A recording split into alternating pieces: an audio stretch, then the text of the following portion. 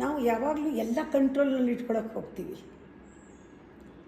ಇದೊಂದು ತಪ್ಪು. ಎರಡನೇದು, ಹಿಂದಿಂದೆಲ್ಲ ಮರೆಯೋಕ್ಕೆ ಅದರಲ್ಲೇ ಬ್ಯುಸಿ, ಕಂಟ್ರೋಲ್ ಮಾಡೋದು, ಆಮೇಲೆ ಹಿಂದಿಂದೆಲ್ಲ ಮರಿಬೇಕು, ಅದಕ್ಕೆ ಟ್ರೈ ಮಾಡ್ತಾ ಇರೋದು.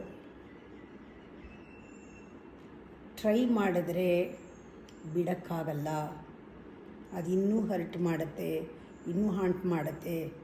ಅದು ಪುನಃ ಪುನಃ ವಾಪಸ್ ಬರೋಕ್ಕೆ ನಾವೇ ಕಾರಣ, ಟ್ರೈ ಮಾಡ್ತಾ ಇರೋದೇ ಕಾರಣ. ಅದರ ಬದಲು let it feed away.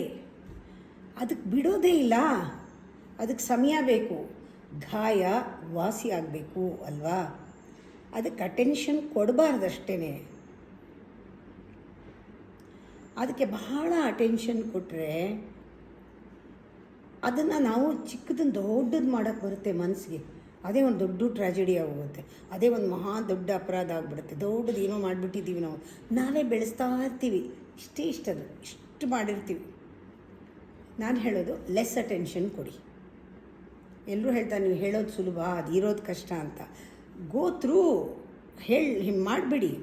Identify ಮಾಡಬೇಕಾದ್ರೆ ಅದನ್ನು ಬರೀ ಅದೊಂದು ಥಾಟ್ ಅಂತ, ನಿಮಗೊಂದು ಏನೋ ಒಂದು ಥಾಟ್ ಬಂತು, ಜ್ಞಾಪಕ ಬಂತು, ಇದು ಒಂದು ಥಾಟ್ ಅಂತ, ಅದು ಹಾಗೇ ಇದೆ, ಅದನ್ನು ನೋಡಿ.